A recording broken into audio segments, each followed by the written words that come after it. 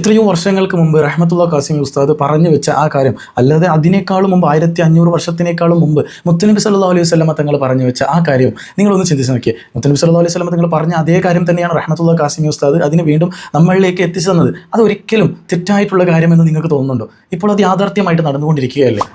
അസ്സലാമു അലൈക്കും വറഹ്മത്തുള്ളാഹി വബറകാതുഹു. പ്രിയമുള്ളവരെ, ഏകദേശം 25 ദിവസത്തോളമായി നീണ്ടു നിൽക്കുന്ന ഇറാൻ ഇസ്രായേൽ നടന്നുകൊണ്ടിരിക്കുന്ന ഏറ്റവും ഭയാനകരമായ, അല്ലെങ്കിൽ നമ്മൾ ചിന്തിപ്പിക്കുന്നതായ, അല്ലെങ്കിൽ നമ്മളെ പേടിപ്പെടുത്തുന്നതായ ചില യുദ്ധങ്ങൾ നമ്മൾ കണ്ടുകൊണ്ടിരിക്കുകയാണ്. അവിടുത്തെ മിഡിൽ ഈസ്റ്റിലെ കുറേ രാജ്യങ്ങൾ, അല്ലെങ്കിൽ കുറേ സ്ഥലത്തൊക്കെ നമ്മുടെ മലയാളികളാവട്ടെ, അല്ലെങ്കിൽ നമ്മുടെ ഇന്ത്യക്കാരിൽ കുറേ ആൾക്കാർ, ഇവിടെ ജോലി ചെയ്യാൻ പോയ ആൾക്കാരൊക്കെ ഫോൺ വിളിച്ചാൽ അവർ പറയുന്ന ചില കാര്യങ്ങളൊക്കെ വളരെ വിഷമിപ്പിക്കുന്നതാണ്. അതായത് അവർക്കൊരു കിടക്കാൻ പോലും കഴിയുന്നില്ല, അത്തരത്തിലുള്ള ഭയാനകരമായ ശബ്ദങ്ങളാണ് അവർക്കൊക്കെ കേട്ടുകൊണ്ടിരിക്കുന്നത്. ഇതായിട്ട് നമുക്ക് പ്രാർത്ഥിക്കാം, അല്ലാഹു സുബ്ഹാനഹു വ തആല പെട്ടെന്ന് തന്നെ നിർത്തി കൊടുക്കുമാറാകട്ടെ. മാത്രമല്ല നമ്മുടെ ഒന്നും അറിയാതെ പാവപ്പെട്ട പ്രവാസികൾക്ക് അള്ളാഹു ഒരു ബുദ്ധിമുട്ടും വരുത്താതെ അള്ളാഹു കാത്തുരക്ഷിക്കട്ടെ എന്ന് നമുക്ക് പ്രാർത്ഥിക്കാം. വേറൊന്നും നമ്മുടെ കയ്യിലില്ല, അല്ലേ? അവിടെ നമ്മുടെ കയ്യിലുള്ളത് ആയുധം അത് തന്നെയാണ്, പ്രാർത്ഥന മാത്രമാണ്. അപ്പോൾ ഞാൻ പറഞ്ഞു വരുന്നത്, ഏകദേശം 25 ദിവസത്തോളമായി നീണ്ടു നിൽക്കുന്ന ഇവർ യുദ്ധത്തിൻ്റെ ഇടയിൽ കൂടി ഒരു വിഷയം നല്ല രീതിയിൽ വൈറലായിക്കൊണ്ടിരിക്കുകയാണ്. റഹ്മത്തുള്ള ഖാസിമി ഉസ്താദ് അറിയാത്തവരായിട്ട് ആരും തന്നെയില്ല. കേരളത്തിൽ പ്രമുഖരായ ഒരു ഉസ്താദന്മാരിൽപ്പെട്ട ഒരു ഉസ്താദാണ് റഹ്മത്തുള്ള ഖാസിമി ഉസ്താദ്. അദ്ദേഹം പറഞ്ഞു വെച്ച ചില വാചകങ്ങളും ചില വാക്കുകളും ചില പ്രഭാഷണങ്ങളും നമ്മളിലേക്ക് ഉൾക്കൊള്ളാൻ പറ്റുന്നതുമായ, അല്ലെങ്കിൽ അത് പിന്നീട് വരുന്നതായ സംഭവങ്ങളെ കുറിച്ചിട്ടാണ് അദ്ദേഹം പറഞ്ഞു വെച്ചത് എന്നുള്ളതിൽ യാതൊരു സംശയം വേണ്ട നമുക്ക് എല്ലാവർക്കും. അദ്ദേഹം ഈ അടുത്തായിട്ട് മുത്തുനബി സല്ലല്ലാഹു അലൈഹി വസല്ലമ തങ്ങൾ പറഞ്ഞു വെച്ചത്, നമ്മൾ ഖിയാമത്ത് നാളിൻ്റെ അടയാളമായിട്ട് ചെറുതും വലുതുമായ പല അടയാളങ്ങളും മുത്തുനബി സല്ലല്ലാഹു അലൈഹി വസല്ലമ തങ്ങൾ നമുക്ക് പഠിപ്പിച്ച് തന്നിട്ടുണ്ട്. അപ്പോൾ അതിൽ പെട്ട ചില കാര്യങ്ങളൊക്കെ നമ്മളൊക്കെ കേട്ടതാണ്. അതിൽപ്പെട്ട ഒരു കാര്യമാണ് ഇമാം മഹദി വരിക എന്ന്. അതിനെക്കുറിച്ച് റഹ്മത്തുള്ള ഖാസിമി പറയുന്നത്, റഹ്മത്തുള്ള ഖാസിമി ഉസ്താദിൻ്റെ പ്രഭാഷണത്തിലൂടെ നമ്മൾ കേട്ട കാര്യം എന്താണെന്ന് വെച്ചാൽ, അറബ് ലോകം തകരാതെ ഒരിക്കലും ഈ ഖിയാമത്ത് നാൾ സംഭവിക്കുകയില്ല എന്നായിരുന്നു അദ്ദേഹം പറഞ്ഞത്. അദ്ദേഹം പറഞ്ഞതല്ല, മുത്തുനബി സല്ലല്ലാഹു അലൈഹി വസല്ലം തങ്ങൾ പറഞ്ഞതിന് അദ്ദേഹം പ്രഭാഷണം മുഖേന നമ്മളിലേക്ക് എത്തിച്ചു തന്നു എന്നുള്ളതാണ്.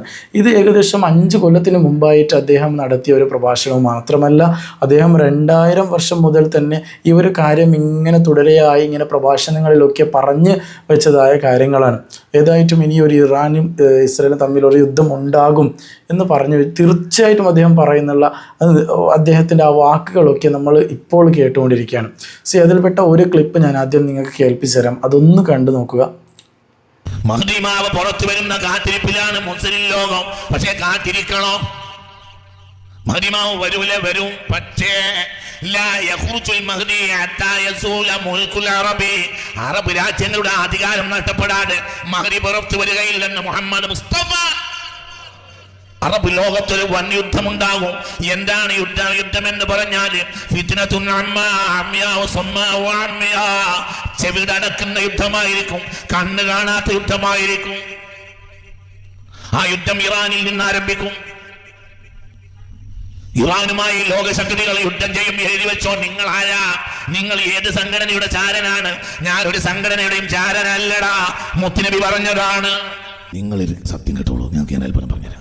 കേട്ടല്ലോ, മുത്തുനബി സല്ലല്ലാഹു അലൈഹി വസല്ലമ തങ്ങൾ പറഞ്ഞു വെച്ചതായ എത്രയോ കാര്യങ്ങൾ നമ്മൾ തന്നെ നമ്മുടെ ദൈനംദിന ജീവിതത്തിൽ തന്നെ നമ്മൾ കണ്ടുകൊണ്ടിരിക്കുകയാണ് എന്നുള്ളതിൽ യാതൊരു സംശയം വേണ്ട. ടോയ്ലറ്റിലേക്ക് പോകുന്ന സമയത്ത്, ഞാൻ ചെറിയൊരു ഉദാഹരണമാണ് ഞാനിവിടെ പറഞ്ഞു വെക്കുന്നത്.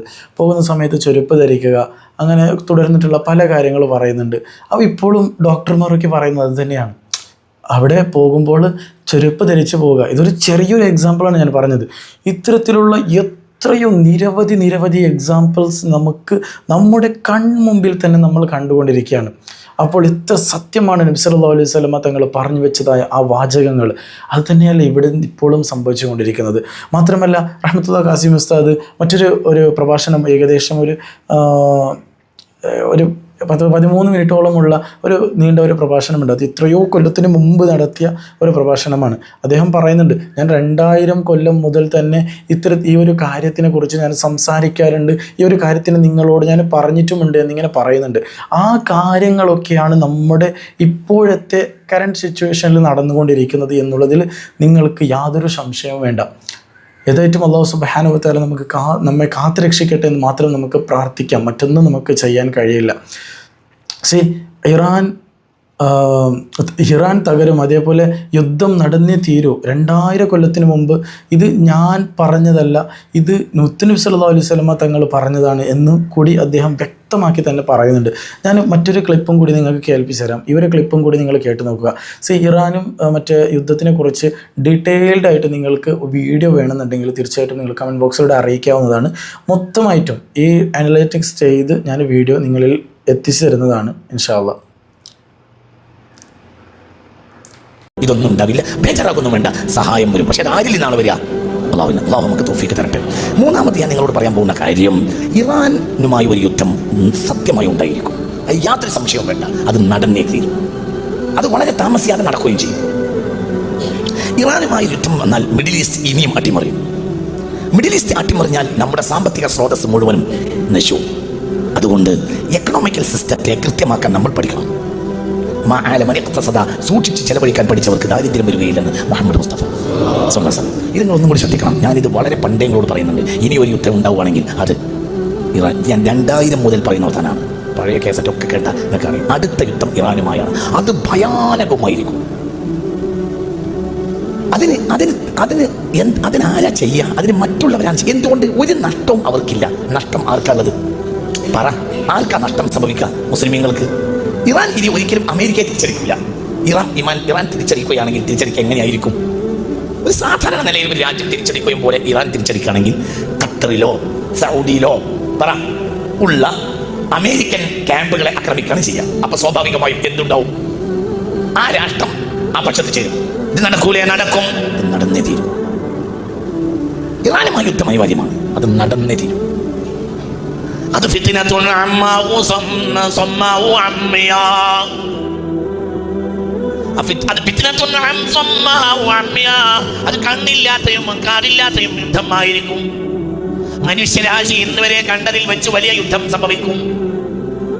അതിന് ഇനി കാലതാമസമില്ല, സംഭവിച്ചിരിക്കും. സംഭവിക്കും. അല്ലാഹു നമ്മളെ കാക്കട്ടെ. ഇത് നിങ്ങൾ ആരോട് ചോദിച്ചാൽ പറയുന്നത്? ഇത് മുത്തുനബി പറഞ്ഞതാ, മുത്ത് മുഹമ്മദ് മുസ്തഫ. ഞാൻ കുറേ കാലങ്ങളായി നിങ്ങൾ കുറേ കാര്യങ്ങൾ പറയാറുണ്ട്. അതങ്ങനെ തന്നെ നടക്കാറുണ്ട്. അത് കവടി നേരത്തെ പറയുന്ന വർത്താനല്ല. അതങ്ങനെ സംഭവിക്കൂ. അതിൻ്റെ രീതി അങ്ങനെയാണ്. അതിൻ്റെ രീതി കണ്ടാൽ അങ്ങനെയാണ്. അത് അങ്ങനെ വരൂ. അല്ലാഹു നമ്മളെ കാക്കട്ടെ.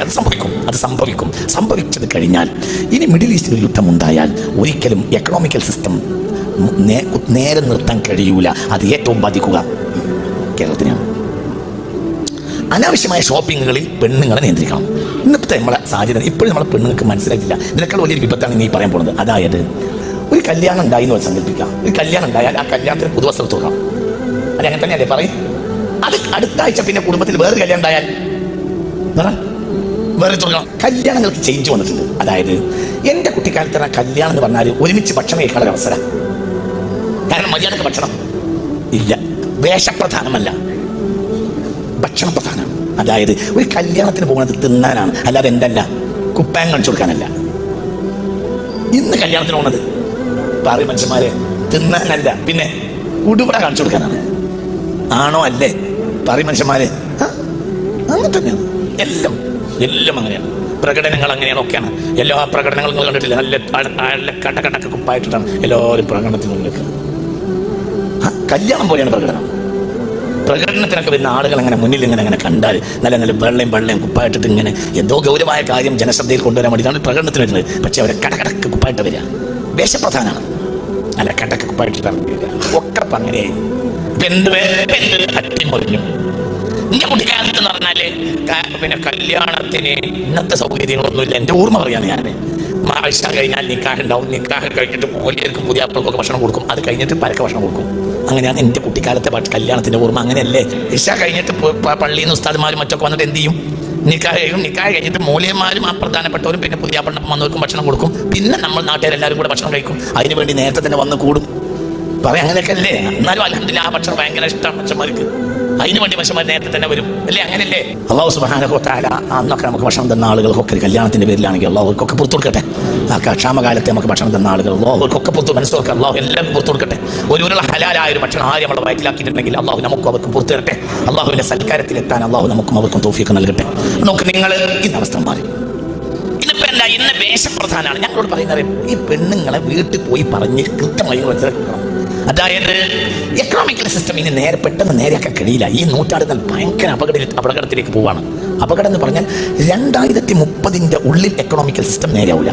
30 ഞങ്ങളോട് പറയുന്നത് നിങ്ങൾക്കൊരു പ്രതീക്ഷ ഉണ്ടായിക്കോട്ടെ എന്ന് ചോദിച്ചാൽ 30 ലെവലാവില്ല,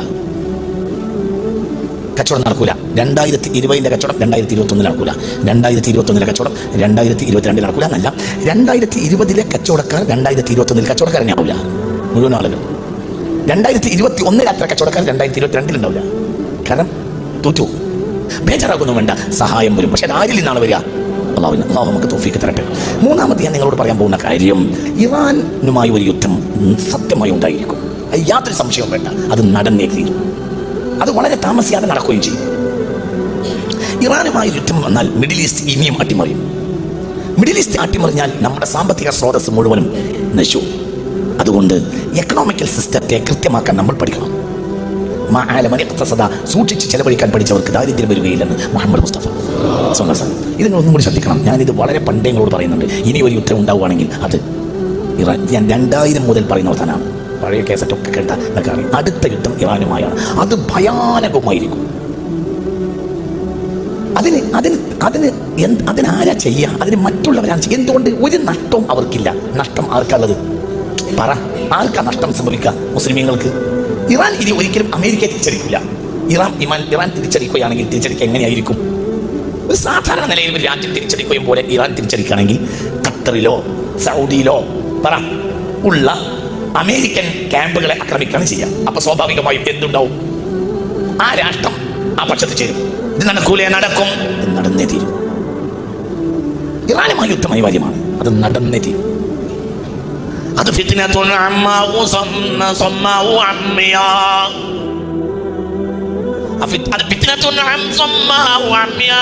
അത് കണ്ണില്ലാത്തയും കാറില്ലാത്തയും യുദ്ധമായിരിക്കും. മനുഷ്യരാശി ഇന്നുവരെ കണ്ടതിൽ വെച്ച് വലിയ യുദ്ധം സംഭവിക്കും. അതിന് ഇനി കാലതാമസമില്ല, സംഭവിച്ചിരിക്കും. അല്ലാഹു നമ്മളെ കാക്കട്ടെ. ഇത് നിങ്ങൾ ആരോട് ചോദിച്ചാൽ പറയുന്നത്? ഇത് മുത്തുനബി പറഞ്ഞതാ, മുത്ത് മുഹമ്മദ് മുസ്തഫ. ഞാൻ കുറേ കാലങ്ങളായി നിങ്ങൾ കുറേ കാര്യങ്ങൾ പറയാറുണ്ട്. അതങ്ങനെ തന്നെ നടക്കാറുണ്ട്. അതൊരു കവടി നേരത്തെ പറഞ്ഞ വർത്താനല്ല. അതങ്ങനെ സംഭവിക്കും. അതിൻ്റെ രീതി അങ്ങനെയാണ്. അതിൻ്റെ രീതി കണ്ടാൽ അങ്ങനെയാണ്. അത് അങ്ങനെ വരൂ. അള്ളാഹു നമ്മളെ കാക്കട്ടെ. അത് സംഭവിക്കും. സംഭവിച്ചത് കഴിഞ്ഞാൽ ഇനി മിഡിൽ ഈസ്റ്റിൽ ഒരു യുദ്ധം ഉണ്ടായാൽ ഒരിക്കലും എക്കണോമിക്കൽ സിസ്റ്റം നേരെ നിർത്താൻ കഴിയൂല. അത് ഏറ്റവും ബാധിക്കുക കേരളത്തിനാണ്. അനാവശ്യമായ ഷോപ്പിങ്ങുകളിൽ പെണ്ണുങ്ങളെ നിയന്ത്രിക്കണം. ഇന്നത്തെ നമ്മളെ സാഹചര്യം ഇപ്പോഴും നമ്മളെ പെണ്ണുങ്ങൾക്ക് മനസ്സിലായിട്ടില്ല. ഇതിനേക്കാൾ വലിയൊരു വിപത്താണ് നീ പറയാൻ പോകുന്നത്. അതായത് ഒരു കല്യാണം ഉണ്ടായി എന്ന് സങ്കല്പിക്കാം. ഒരു കല്യാണം ഉണ്ടായാൽ ആ കല്യാണത്തിന് പുതുവസ്ത്രം തുറക്കാം. അത് അങ്ങനെ തന്നെയല്ലേ പറയും? അത് അടുത്ത ആഴ്ച പിന്നെ കുടുംബത്തിൽ വേറെ കല്യാണം ഉണ്ടായാൽ വേറെ തുറക്കണം. കല്യാണങ്ങൾക്ക് ചേഞ്ച് വന്നിട്ടുണ്ട്. അതായത് എൻ്റെ കുട്ടിക്കാലത്ത് കല്യാണം എന്ന് പറഞ്ഞാൽ ഒരുമിച്ച് ഭക്ഷണം കഴിക്കാനുള്ള അവസരം. കാരണം മര്യാദക്ക് ഭക്ഷണം ഇല്ല. വേഷപ്രധാനമല്ല, ഭക്ഷണ പ്രധാനമാണ്. അതായത് ഒരു കല്യാണത്തിന് പോകുന്നത് തിന്നാനാണ്, അല്ലാതെ എന്തല്ല കുപ്പായം കാണിച്ചു കൊടുക്കാനല്ല. ഇന്ന് കല്യാണത്തിന് പോണത് പറയും മനുഷ്യന്മാരെ തിന്നാനല്ല, പിന്നെ ഉടുപട കാണിച്ചു കൊടുക്കാനാണ്. ആണോ അല്ലേ? പറയും മനുഷ്യന്മാരെ. അങ്ങനെ തന്നെയാണ് എല്ലാം അങ്ങനെയാണ്. പ്രകടനങ്ങൾ അങ്ങനെയാണ്, ഒക്കെയാണ്. എല്ലാ പ്രകടനങ്ങളും നിങ്ങൾ കണ്ടിട്ടില്ല? നല്ല കട്ട കുപ്പായിട്ടിട്ടാണ് എല്ലാവരും പ്രകടനത്തിൽ നിൽക്കുക. കല്യാണം പോലെയാണ് പ്രകടനത്തിനൊക്കെ വരുന്ന ആളുകൾ അങ്ങനെ മുന്നിൽ അങ്ങനെ കണ്ടാൽ നല്ല വെള്ളയും കുപ്പായിട്ടിട്ട് ഇങ്ങനെ എന്തോ ഗൗരവമായ കാര്യം ജനശ്രദ്ധയിൽ കൊണ്ടുവരാൻ വേണ്ടിയിട്ടാണ് പ്രകടനത്തിന് വരുന്നത്. പക്ഷെ അവരെ കടക്ക് കുപ്പായിട്ട് വരിക വേഷപ്രധാനമാണ്. നല്ല കടക്ക് കുപ്പായിട്ടിട്ട് ഒക്കെ അങ്ങനെയായി അട്ടിമറിഞ്ഞു. എന്റെ കുട്ടിക്കാലത്ത് എന്ന് പറഞ്ഞാല് പിന്നെ കല്യാണത്തിന് ഇന്നത്തെ സൗകര്യങ്ങളൊന്നുമില്ല. എൻ്റെ ഓർമ്മ പറയാം. ഞാൻ ഇഷ കഴിഞ്ഞാൽ നിക്കാഹ് ഉണ്ടാവും. നിക്കാഹ് കഴിഞ്ഞിട്ട് ഓലിയർക്കും പുതിയ അപ്പൾക്കൊക്കെ ഭക്ഷണം കൊടുക്കും. അത് കഴിഞ്ഞിട്ട് പരക്കെ ഭക്ഷണം കൊടുക്കും. അങ്ങനെയാണ് എൻ്റെ കുട്ടിക്കാലത്തെ കല്യാണത്തിന്റെ ഓർമ്മ. അങ്ങനെയല്ലേ? ഇഷ കഴിഞ്ഞിട്ട് പള്ളിയിൽ നിന്ന് ഉസ്താദ്മാരും മറ്റൊക്കെ വന്നിട്ട് എന്ത് ചെയ്യും? നിക്കാഹ് ചെയ്യും. എത്ര സത്യമല്ല നടന്നുകൊണ്ടിരിക്കുന്നത്. ഏതായിട്ടും അല്ലാഹു സുബ്ഹാനഹു വ തആല നമ്മേവരെയും കാത്തു രക്ഷിക്കട്ടെ എന്ന് നമുക്ക് പ്രാർത്ഥിക്കാം. വേറൊന്നും നമ്മുടെ കയ്യിലില്ല, അല്ലേ? ഇൻഷാ അല്ലാഹ് തുടരെയുള്ള ദിവസങ്ങൾ എല്ലാം ശരിയായി കിട്ടുമെന്ന് നമുക്ക് പ്രാർത്ഥിക്കാം. അസ്സലാമു അലൈക്കും വറഹ്മത്തുള്ളാഹി വബറകാതുഹു. നിങ്ങളുടെ അഭിപ്രായങ്ങൾ, നിർദ്ദേശങ്ങൾ തീർച്ചയായിട്ടും കമൻറ്റ് ബോക്സിലൂടെ അറിയിക്കുക. ഇൻഷാ അല്ലാഹ്.